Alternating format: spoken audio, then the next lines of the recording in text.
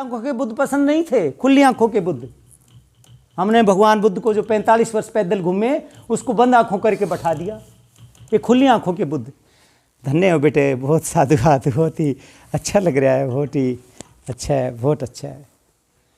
ये करीम बच्चे हैं पढ़ाई में भी और इनमें संस्कार भी कितने अच्छे हैं। ये बच्चे कभी होंगे या इन बच्चों की चिंता होगी हमें?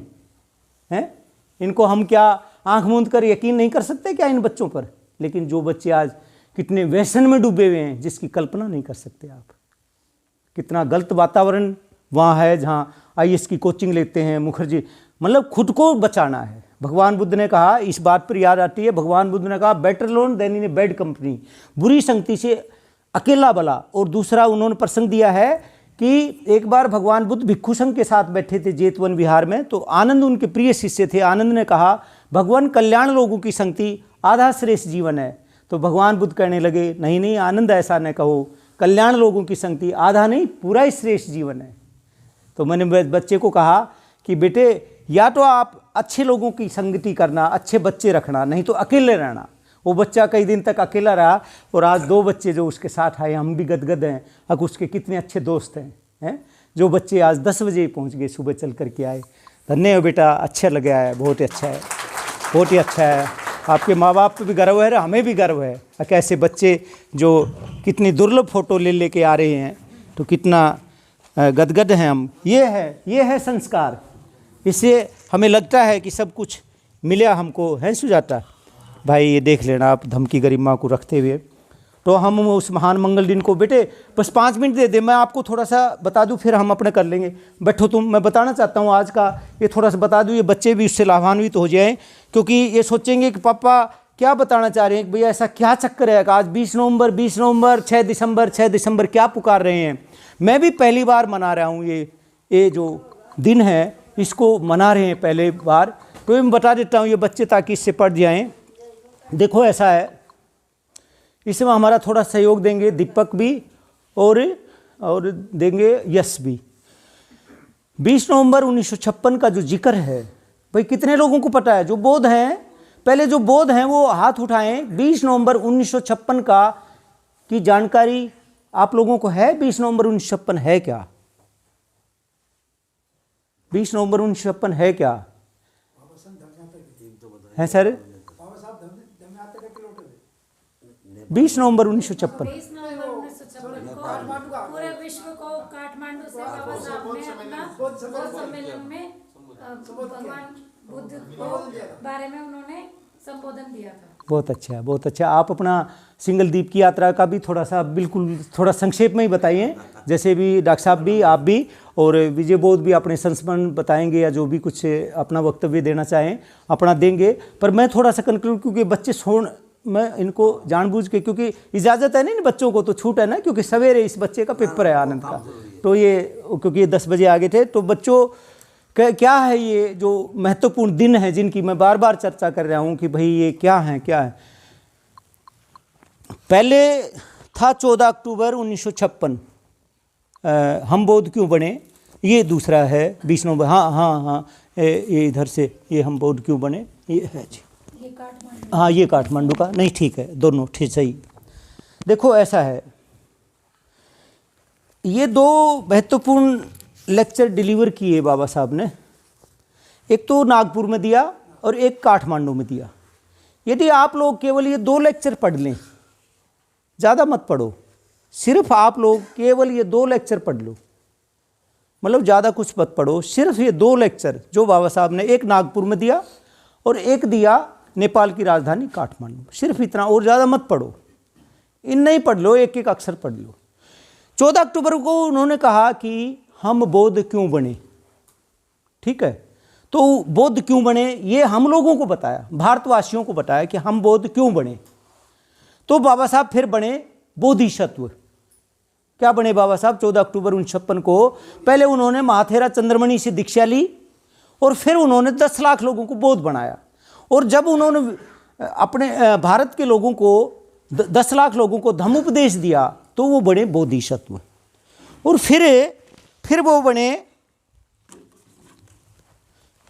वो ये फिर उन्होंने 20 नवंबर 1956 को उनके पास निमंत्रण आया, ब्रह्मदेश थे, और विश्व के बौद्ध राजदूतों से या बौद्ध राष्ट्राध्यक्षों से कि विश्व बौद्ध सम्मेलन में बाबा साहेब भारत के बौद्धों के प्रतिनिधित्व के तौर पर नेपाल की राजधानी काठमांडू में हुए विश्व बौद्ध सम्मेलन में भारत के प्रतिनिधि के तौर पर वो पधारे। ठीक है, तो विश्व के बौद्ध विद्वान, महाथेरा, भिक्खु, थेर महाथेर मतलब भिक्खु और बड़े भिक्खु, तो वो सब पहुँचे, बौद्ध विद्वान भी पूछे, बौद्ध राष्ट्राध्यक्ष भी पहुँचे। तो विश्व बौद्ध सम्मेलन था, उसमें नेपाल की राजधानी काठमांडू में उन्होंने ये विश्व को महाप्रबोधन दिया। तो उनका बोलने का विषय था बौद्ध धम्म में अहिंसा। अब क्या कहता है बौद्ध धम्म? पहला जो सील है वो कहता है, क्या है पहला सील? पाणाति पाता वेरमणि सिक्खा पदंग समाधिया, मैं किसी भी जीव की हत्या नहीं करूँगा। भाई एक बात बताओ, जीव मतलब मनुष्य ही आ जाए यहाँ पे, हत्यारा आ जाए, हम पर अटैक कर दे, तो आप सब मर जाएं? क्या मर जाए हम? बौद्ध धर्म में अहिंसा बड़ी व्यापक है, क्योंकि यदि कोई हिंसक जानवर आ गया ना तो उसको डट कर मुकाबला करना है। कोई हमको मारने आ जाए तो उसका हम अपने बचाव में उसका जान ले भी सकते हैं, ये अपराध नहीं है। कोई बेकसूर लोगों पर अटैक कर दे तो हम अपने बचाव में, अपने बचाने में यदि उसकी जान ले लें तो ये हत्या नहीं है, समझ गए? हिंसक जानवर आ जाए, कुछ भी आ जाए जिससे हमें खतरा है, तो हिंसा बड़ी व्यापक है। और इसका बहुत बड़ा उदाहरण है संयुक्त निदेशक जी, जापान में बंदरों तक को ट्रेनिंग दी गई बंदूक चलाने की, बंदरों को ट्रेनिंग दी, सोच रहे हो?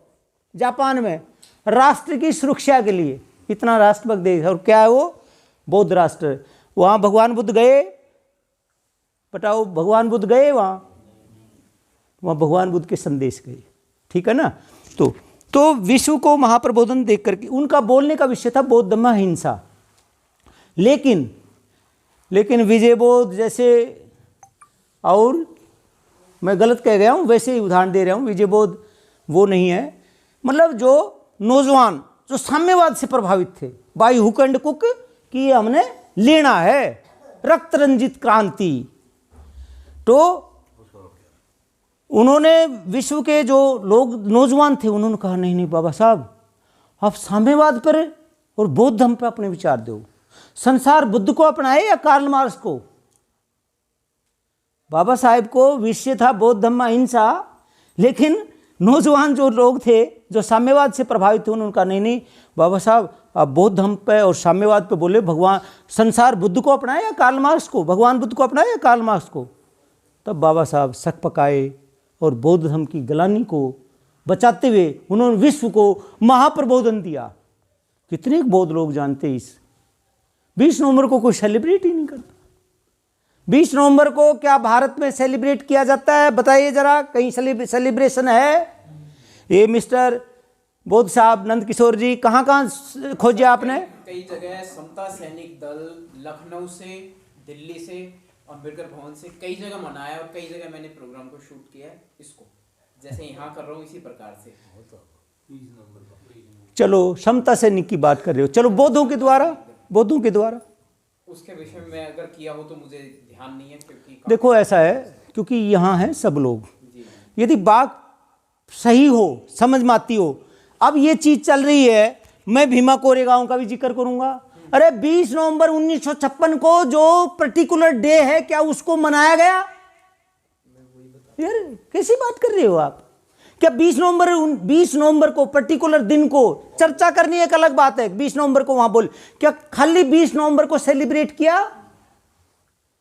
खाली 20 नवंबर को किसी जगह सेलिब्रेट किया? 20 नवंबर, ये नहीं आगे पीछे, खाली 20 नवंबर को मैं सुनना चाहता हूं आपसे। फिर यार कंफ्यूजन की बात क्यों करते हो? बड़ा तकलीफ होती है इससे। पहले सोचने से पहले बोलो, थिंक बिफोर यू स्पीक। बोलने से पहले सोचो। मैंने कहीं सुना ही नहीं, आप खुद कह रहे थे कि मैंने गूगल पर सब जगह सर्च कर लिया, कहीं भी नहीं मिला। फिर यार कैसी बात कर रहे हो? अब कोई कैटर चल रहा है 10 दिन का, कहीं 20 नवंबर का जिक्र। मैं कह रहा हूं एक दिन 20 नवंबर को किसी पूरे भारत में कहीं सेलिब्रेशन है? CS भंडारी जी मनाते हैं। भंडारी का मार दे गोली। मैं कह रहा हूँ, आप ये कह रहे हैं भंडारी क्यों लगा रहा है वो? मुझे क्या पता सर, आपने पूछा मैंने जवाब दिया। मनाते हैं लोग। अरे 20 नवंबर को कहाँ मनाया, मेरे को बताओ सर। डॉक्टर महावीर जी मेरे को बता दो 20 नवंबर कहाँ मनाया गया? महासभा CS भंडारी जी दिल्ली में अपना उनका मंडाली कहीं क्षेत्र है, वहाँ पे वो मनाते हैं, उनका बुद्ध विहार रहेगा, ठीक है, वहाँ मनाते हैं। मैं गया हूँ कई बार सर। उस दिन 20 नवंबर था। मैं कह रहा हूँ हाँ, तभी मैं गया हूँ सर, तभी मुझे ध्यान है, क्योंकि जैसे भाई लंबा प्रोग्राम चल रहा है ना, इसी तरह प्रकार से होते हैं सर। नहीं मतलब थोड़ा सा यार, मतलब इस तरह स्टोरी में पड़ा होगा दोनों चैनल पे मेरे, मैं निकाल के दे दूंगा आपको, और बोलो। हाँ निकाल के मैं करता हूँ। 20 नवंबर की चर्चा आती है यहाँ पे, किताब रही जब, लेकिन 20 नवंबर एक पर्टिकुलर डे, जैसे 20 नवंबर वो मतलब 20 नवंबर उसको सेलिब्रेशन, खाली 20 नवंबर उसको कहीं नहीं मनाया गया। मान जाओ यार, थोड़ा सा मत दुखी करो यार। मतलब 20 नवंबर का भाई चर्चा हो सकती, 20 नवंबर को बाबा साहब वहाँ बोल ले, लेकिन खाली एक दिन, पूरे दिन 20 नवंबर, जैसे हमने इस 20 नवंबर को शिलान्यास किया, सेलिब्रेशन की बात कर रहे हैं। जैसे यहाँ 20 नवंबर को आप आए थे ना, अब तो 20 नवंबर पूरे दिन हमने 20 नवंबर पर चर्चा की ना, वो दिन 20 नवंबर है ना। वहाँ है 14 अक्टूबर, वहाँ है समता सैनिक का दिन सर, समता सैनिक जो मनाती है भाई, वो तो 1 जनवरी को मनाती है, तो वो चर्चा भाई 20 नवंबर को बाबा साहब वहाँ भी बोल ले, तो वो थोड़ी है सेलिब्रेशन पूरे दिन नहीं रहा। हाँ, डीपली नहीं किया, जैसे आप डीपली कर रहे हो ना, आप पूरा दिन कर रहे हो एक ही सब्जेक्ट पे, वो पूरे दिन नहीं किया उन्होंने, लेकिन हाँ उस दिन उन्होंने। तो यार एक बात बता, यहाँ आज कैडर है, पूरे दिन का कैडर है, उसमें भाई थोड़ी चर्चा 14 अक्टूबर की, 20 नवंबर की, समता सैनिक दिवस की, 1 जनवरी भाई ये जो है ये अपनी है, फिर वो माता सावित्री बाई नू तो मनाए। 20 नवंबर की बात करें, थोड़ा नंदकिशोर जी समझने की कोशिश करो यार। इतना मतलब 20 नवंबर है क्या, ये पता नहीं कितना टाइम लगवा दिया भाई, मैं वो बता रहा था। तो 20 नवंबर 1956 को है क्या, ये विश्व को प्रबोधन दिया। और बाबा साहब से जो नौजवान थे, सुनो भाई एक मिनट सुन। अच्छा गुरु जी हाँ बताओ, कोई ज़रूरी है तो पूछो। हाँ मैं मतलब इस चर्चा को थोड़ा इसके लिए आप लोगों ने हमें बुलाया है, उस लाइन पर आओ। हाँ ठीक है सर, सही कह रहे हो सर, उसी पे ही कह रहे हैं। मैं तो उसी को विराम दे करके कह दिया था, लेकिन बात कुछ ऐसी आ जाती। मैंने सिर्फ ये एक प्रश्न किया था भाई 20 नवंबर की कहीं भी देश में सेलिब्रेशन कहीं नहीं है ना, तो ये जरूरी, मैं इसलिए गुरुजी इसलिए पूछ रहे हैं, इतना महत्वपूर्ण दिन सेलिब्रेशन है नहीं। और ये वो तो था भारत को प्रबोधन 14 अक्टूबर का, जिसको खूब जोर शोर से सेलिब्रेट, और ये विश्व को प्रबोधन है, पूरे संसार को वर्ल्ड को प्रबोधन है। ये तो मरना ही मरना चाहिए था। हैं क्या हो गया? ये है विश्व को प्रबोधन और महाधम्म उपदेश, पूरे संसार को महाप्रबोधन। और तब बाबा साहब ने